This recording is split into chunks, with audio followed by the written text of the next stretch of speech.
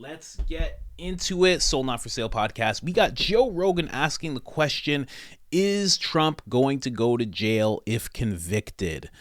They're also touching on Trump leading in the polls and what all that means.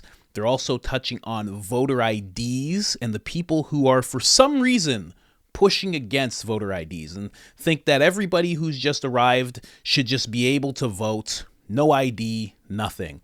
Seems like a good plan, right? Not really.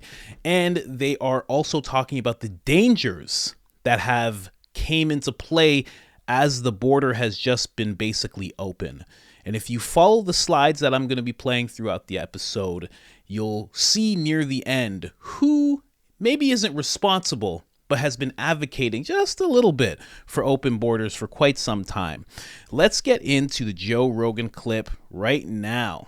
It has to go for sale. Oh my God! Is there a chance he can go to jail? God, never say never with this situation, but I don't know. That's way above my pay grade. I just think I don't think they even care whether he goes to jail. They want the noise to extend as far into the campaign season as possible. That's my take on it. Well, there's also, he has said that he has unequivocal proof of election fraud, but where is it? I think if it was, again, what do I know? But if I was a political strategist, I'd probably tell him, back off of that. Focus on the shit that's happening around the world and the economy, right? And how does he get back those people who didn't vote for him? Hey, he gets them back by seeming normal, right? So back off all the other shit and just start, because the Biden administration is giving the Republicans all sorts of things to talk about, to campaign on, and the one thing they know they can, I think this is them thinking it. I'm not saying they can win, but the one thing they think they can do is beat Trump, right? Because he does it to himself, right? And they can keep pointing to all these problems, and they know it energizes the base, just like Trump's base is energized. But I think if Trump just swept all that to the side, he's not going to. He's not going to change his stripes. But if he could do that and just talk about all the shit that's happening and how you improve the border and how you improve the economy and do the things that people actually care about, maybe that's a pathway to get those people back, and then the numbers work. But then again, if you look at the numbers, it looks like he's, on the poll results for the potential match of a Trump and Biden, it looks like he's flipped Pennsylvania, right, and I forget three other states that didn't vote for him the last time. But now poll numbers are showing that they would turn around and vote for Trump this next go around. So maybe they've got the pathway they need. I don't know. Do you put any weight at all into his claims of election fraud? Do I think there's some election fraud? Sure. And I think we'll get more of it the further away we get from in-person voting. Show up at a fucking voting poll or a poll center. Show your ID, whether it's your fucking driver's license or your immigration card or whatever you got, right? That's not tough. Everybody can get a fucking Costco membership and just vote. We used to be able to count all the votes, right? And in the course of the evening, you go, okay, they won. But the problem during the pandemic was the mail-in votes. The mail-in votes. They got everybody scared. You don't want to go there. And the campaigns, or the Democrats want to keep that. They're saying, well, it's really good because it promotes it. And yes, you want people, you want to make it as easy as possible for everybody to get out and vote. But it's get out and vote. It's not in public. Yeah, it's not create some, endless runway of opportunity for you to mail in some ballots or get out there and not bother to have your signature checked, whatever it is. But I think we're going to stick with the protocols that were put in place because of the pandemic. And do I think there's room for voter fraud there? Sure. I'm not saying it's not the same thing as saying, was the election stolen? It's just saying you've created a system that allows it to be easier to commit fraud if you want to. And do you think that's the intention of the system? It could be. It could be. It could be. And never say never. And I think that there are a lot of people that legitimately say, look, you have to make it as easy as possible for people to vote, to participate. Yeah, I agree with that. So open up more voting centers, right? Use more of the schools. And then there's the most cynical take is that the reason why they're letting all these people in through the border the reason why they're pushing for no voter IDs is because they want these people to vote. Yeah. Because they let them in. And they know the people that let them in, and they'll be loyal to those people. Yeah, although the people that are busting up to New York, they're pissed off now at the administration because their hotels aren't nice enough. So who knows? Maybe they'll flip their vote. I'm more concerned when it comes to the folks coming across the border. I'm more concerned that it's a bunch of folks coming across the border and we don't know who they are. Right. And that is a real concern. And it's a real concern. And particularly in an environment like today where you've got a lot of chaos in the Middle East, and that raises the stakes. That creates more of an alert level for law enforcement and intel community. it's not tough to have a controlled border and a fair immigration system. You just have to have folks in Washington that aren't fucking dysfunctional, right, and are willing to work together and make it happen. We could have a secure border and we could have a fair immigration system, but for whatever reason, we seem incapable of doing that. Every other country out there protects their borders. Yeah. I that one continues to be a puzzle. But I will say, if you've got 1.5 million, which is a conservative estimate, 1.5 million gotaways over the past couple of years, which is wild, then we have no idea. We've got thousands of known encounters of special interest aliens, right? Thousands of known encounters. And then special interest aliens simply means they're from a country that promotes, supports, or is otherwise troubled with terrorism. And so you think about that. Think about, okay, those are the known encounters. Then you've got 1.5 million or so gotaways. And we don't know who they are because they're fucking gotaways, right? So how many of those are special interest aliens? How many of those are people who are intending to come here to cause trouble? We don't know. Could be a small number. Could be a big number. But because we're seeming capable of taking this seriously, we've got a real security issue. It's a self-inflicted wound. It makes the job of law enforcement and the intel community much more difficult, right? And anyway, but again, that's barking up a tree there. They're looking to impeach Mayorkas. I don't think they will, but that wouldn't solve anything because he's just the messenger. He's just delivering the policy that the White House wants, right? Impeaching Mayorkas, okay, again, it makes people feel good. Oh, look what I did. But it doesn't solve a problem. The open border policy seems so fucking insane. It just doesn't. I don't understand how anyone would ever support that. It's just the possibility that someone could get through that's a terrorist is so high. And when you fly in, there's all these checks. Yeah. If you fly in, like what is it about an airplane that if you fly in on an airplane they have to check you, but if you just walk across, they're like, oh, you're good. Here's $1,200 and a cell phone. Yeah. Well, never underestimate the power of folks wanting to feel self-righteous. Right? Yeah. And so the idea that they make, look and go, we welcome everyone. But it's like, I can't swing a dead cat in my neighborhood without walking. That's an interesting saying. Yeah. So we should look up the origin of swinging a dead cat. Yeah, why are you swinging dead cats? Yeah, I know. It's so the cat. Jesus Christ. I thought he was going there. God, I got to take some of this because I just fucking blanked out again. What the hell? Well, it's a lot to juggle. Yeah, it's a lot to juggle. The border, talking about it, people coming across. The potential for terrorism. I mean, if you've got 1.5 million getaways, just think of just small terrorist cells. Yeah. What the kind of damage they could do if they're well funded. They don't. And that's a good point. You don't need. It's not an army that's coming across. Although it's an army that's coming across, but you don't need that, right? You need a handful of people who are motivated, who have a support structure here in the U.S. that we don't have on our radar screen, and who are getting funding, whether it's from 5 different cutout businesses that are ultimately go back to the Iranian regime or Hamas or Hezbollah, whatever it is. That's what you have to worry about, right? Because that's how all these things get kicked off. And one of the easiest things you can do, it's not easy, but one of the things they should be doing is securing the border. And again, you can do that and have a fair immigration system. I keep combining those two things because one doesn't defeat the other. So and the White House should always want to do that because it's a national security issue. And their primary objective, their number one job, is to keep the citizens of the country safe. Again, it goes back to other things. It's like, who in the White House sat around the other day and said, you know what we should do? You know what would look good? Is if we gave the Iranians $10 billion. I'll bet that would get those poll numbers up, right?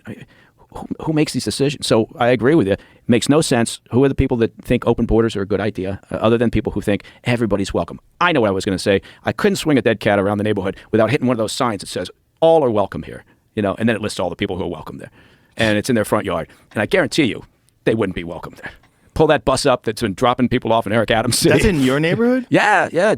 Boise is it's a great town, but it's also it's a Democratic city council. It's a blue spot in a red state, right? And how does that happen? Is it a university there? There is a university there, but it's not. Yeah, it's a good question. I don't know. Yeah, it's a good question. I don't know how it happens, but in part it happens because.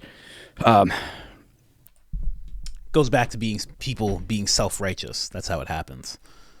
Everybody's fine. New York was fine being a sanctuary city when nobody was coming. When everybody was just in Texas, they were like, we're a sanctuary city here. I don't know. We're not like those Texans. And then the Texans were like, okay. And then all of a sudden they're like, this is going to destroy our state. So That's where that's coming from. Those same people with those signs, if all of a sudden someone showed up and they're like, okay, we just need to put three people, they're from Gaza, they just need to stay here just for a few days, they'd be like, no, I can't, I'm sorry, let me take this sign down. But I have to say, CIA or not, I agree with what Mike Baker was saying just now. I really do. I think, here's the thing, when I listen to him talk, I'm like, right away, I'm just like, oh, this guy's just, he got his talkies. Somebody in a dark room gave him some talking points and said, heard you're going to be on the Joe Rogan Experience next week. Make sure you say all this. But this part here, this little blip here, it feels like he's just genuinely being American. Any American that's not trying to see through these leftist tinted glasses of everybody should be welcome and borders should be open. And if I don't side with these things, I'm racist and xenophobic and all those things. Anybody who's just thinking about the welfare of themselves, their family, their state, their nation, is going to have these exact views. Sealing up the border, not understanding who's making these decisions. You have to be real dedicated to the Democratic Party to not be questioning who is making these decisions. Why are they making these decisions? I love the fact that with BLM doing what they did, a lot of black people were like, who's making these? What's going on with this? What is this? I love that. They started questioning the left like crazy. And I love the fact that everything that's going on now is making another group of the Jewish people. With everything that's going on right now with Israel, Gaza, Palestine, Hamas, all that stuff, it's making a bunch of Jewish people who are on the left go like, I don't think I'm on the left anymore. And that's a good thing. Sad it had to happen in such a tragic way, but that is a good thing. But I agree with what Mike was saying. I agree with everything. And if you notice at the end there with the slides, I was playing, showing a George Soros clip, because that is somebody who's been for open borders for a very long time. And he's not the only one. You can't just, I don't go with the whole notion if he's just the boogeyman all the time with everything that happens bad in the world. But it is something that he's very open to. And if you saw an episode I did a little while ago, I was talking about who's funding a lot of these pro-Hamas, pro-Palestine big organizations, that big demonstrations that are very organized. He's at the helm of that. Companies that he finances through his company, they finance those events. It's a little complicated, but not when you actually see it on paper. So, yeah, that's who's for that type of thing. And then the funniest thing with those clips, I don't know if you noticed, if you were watching those, the notion that voter ID is racist towards black people is amazing. Mostly, there are situations where it's like, oh, my economic positioning in the world, I can't get an ID. Mostly it's people who are lazy. Mostly it's people. If you have the right to an ID and you just need a little bit of money and to go to a place and you haven't done that in years, you're lazy. Is that crazy of me to say? I've been one of those people where I'm like, oh, I don't know, I think it expired. I let my license expire like 3 times. But you know why? It wasn't because I was black and I was like, oh, I'm just so poor. It's because I was lazy. So it's getting high and I was laying on a couch all the time and I didn't want to get up and I didn't want to go places. That's why. So it's just really, really funny. But it makes you think, why are these people? Because in a lot of these articles that I was showing you guys, there's a lot of people who are fighting for voter ID. There's a lot of articles. Like this article just talks about how bad it is to have voter ID and how it's something we need to stay away from, and they're just so divisive, and at least 16,000 Texans have been disenfranchised in 2016, and non-white voters are more likely to vote without enough. It's like, just listen. Here's the thing. If it makes it so there's less chaos in something as important as a presidential election, too bad. That's it. Too bad. You don't have an ID. Hey, too bad. Next time around, make sure to have it. Because otherwise, Joe Rogan talks about it. The most conspiratorial thing is that they want all these people who just came rushing in to vote. And it makes sense. It makes sense. I'm sure there's a small fringe group of Democrats who are like, I just want everybody to be a part of the process. I just want everybody to have a voice. I just think it's fair. I'm sure those people exist. But there's also probably a little bit of a, opportunist group of people who are like, we let them in, they'll do what's right by us. We did what's right by them. There's that too. There has to be both. You can't look at it and say there's not both. But I don't know. Then in one of the episodes I did where they were talking about deporting people from Venezuela. And that was kind of interesting because people from Venezuela, they've been through a socialist, authoritarian type of situation, and they know what happens when you vote that type of stuff in. They're more likely to not vote with the people who let them in to America. They get deported. It's like, it's hard. It's a hard little thing here, man. But I got to say, again, I agree with most of what Mike was saying. I really do. And it's hard not to. Again, he just had this America first stance, which is what everybody should have. What's the best for us? I mean, listen, the border has tens of thousands of people rushing in every month, even more so, just all over the place. They're getting shipped everywhere. Why would those people even be concerned with voting? If I just touch down in a place and I'm like worried, I'm like staying at some place they're providing me, and I'd be like, I gotta get a job. I gotta get an ID so I can work. I need work right away. I came to America for a reason. I need to start making American money. I wouldn't be concerned with voting right off the bat. You wouldn't even know anything about the politics. What do you even know about the politics? I mean, let's be real. A lot of these people, I mean, it would look really bad if these people were well off enough to take a plane from where they were to Mexico to cross the border, because that's not allowed. You shouldn't be able to do that. But we do know a lot of those people are doing that.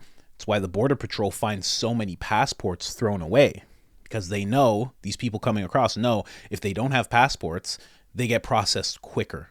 If they do have passports, they have an ID, they could be convicted of a crime, various things, but there's more of a process that they have to go through if they have an actual ID. If they have nothing, there's less of a process. Make sense of that. So obviously these people aren't taking planes. They're not coming in that way. So what, boats? We're talking about boats, caravans. You're stuck under something hoping you get through these checkpoints, and then you finally make it to America. You don't know anything about the political situation going on, nor do you even care. I mean, come on. There's red-blooded American kids right now that could care less about the process, and they have it good. And it would be in their interest to think about that going forward and get ready to vote and like try to persuade their dad to vote a certain way that's going to benefit them in the future. These guys are coming over. They're not cared. Who cares? Why would you care about voting? You just got here. But somebody cares that you vote. Obviously. It's a very interesting thing. And here's the thing with Trump in terms of going to jail, because that was the first question that popped up. He's not going to go to jail. Here's the thing. Even if he gets elected, I've said this before, even if he gets, elected, especially if he gets elected, even if he gets convicted, he's not going to jail. What's going to happen is he's a former president. He has Secret Service. So you think the Secret Service, they're all going to just suit up in jumpsuits and everybody's just going to go into jail? They're going to come in there like some ready-made prison gang? No, of course not. That would be crazy. And on top of that, those Secret Service guys are always allowed to have firearms. What are we talking about? Like, what image are we really playing in our head? So that's not going to happen. What's going to happen?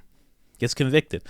Gets convicted, he's still allowed to run for president. Still allowed to win, still allowed to run the country. So what's going to happen? They're going to put him in the White House. They're going to be like, you have to stay in the White House. This is your house arrest place. Or Mar-a-Lago. Like, What?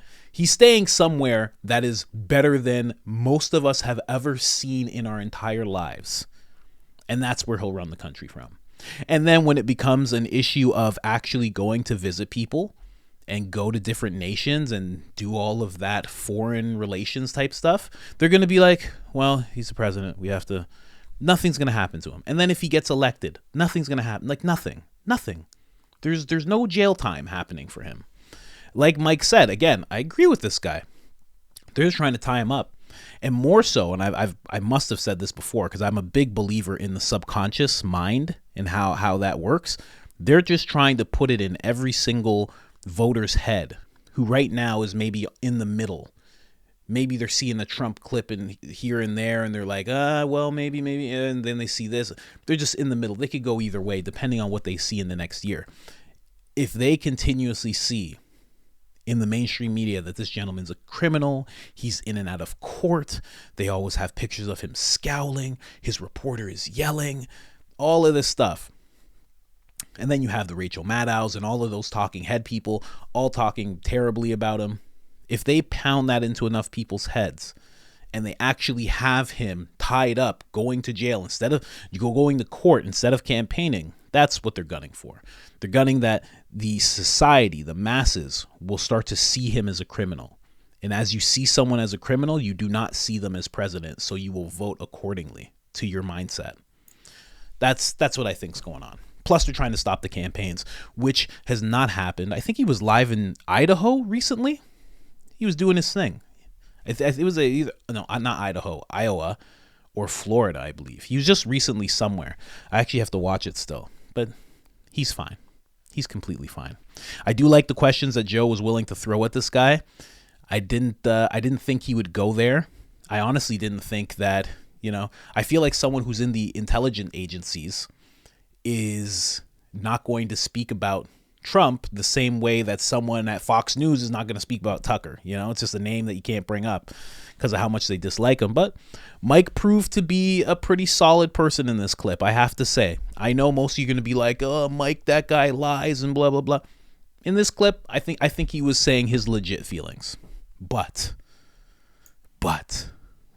that's how those highly trained types are. Am I right? I don't know. Either way, guys, if you like the video, hit that subscribe button, hit that like button, hit the notification button. And if you are a viewer of this show, often check if you're subscribed. Sometimes you get unsubscribed. I don't know why. Just a little glitch, I'm sure. Nothing to worry about. Otherwise, I'm out.